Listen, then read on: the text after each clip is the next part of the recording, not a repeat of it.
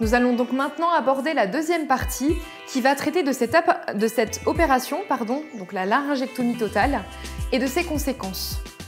Donc la laryngectomie totale consiste à vraiment enlever, donc supprimer, tout le larynx chez le patient. Donc concrètement, l'opération va consister à séparer définitivement les deux fonctions qui sont la respiration et la déglutition. Pour cela, le chirurgien va venir suturer la trachée, donc le tuyau qui sert à respirer, qui part des poumons. Il va venir suturer la trachée au niveau du cou. Donc un trou sera fait tout simplement au niveau du cou et donc sera placé un trachéostome. En fait, le trachéostome est vraiment ce trou qui va permettre maintenant définitivement au patient de respirer. Donc il ne respirera plus par la bouche ou par le nez, il respirera maintenant définitivement par ce trachéostome. Il va continuer de pouvoir s'alimenter. Donc pour le coup, les aliments, voilà, il va les mâcher et ils vont passer par l'œsophage et arriver directement dans l'estomac. Mais maintenant, le larynx auparavant contenait ces deux fonctions de respiration et de déglutition.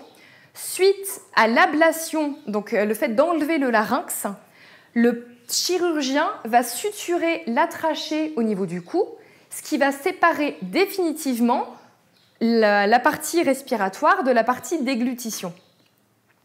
Le patient, suite à cette opération, pendant quelques semaines, quelques mois, tout dépend, ne pourra plus s'alimenter par la bouche pour éviter justement de fragiliser les sutures.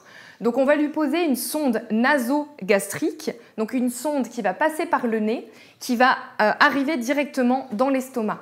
Et donc les aliments passeront par là. Donc suite à ce trachéostome, une canule, donc c'est tout simplement un petit tuyau, sera mise en place pour permettre au trachéostome, donc au trou, de ne pas se refermer. Donc cette canule, on le verra tout à l'heure, les patients peuvent la garder généralement 6 mois, mais parfois ça peut aller jusqu'à 1 an, voire 2 ans, tout dépend de l'histoire de chacun. Cette canule permet vraiment au trachéostome de rester en place et à la cicatrisation de se faire progressivement. Mais par la suite, cette canule pourra être enlevée.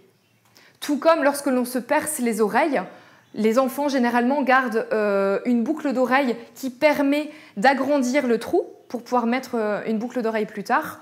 Et au bout d'un certain temps, même s'ils l'enlèvent, le trou va rester.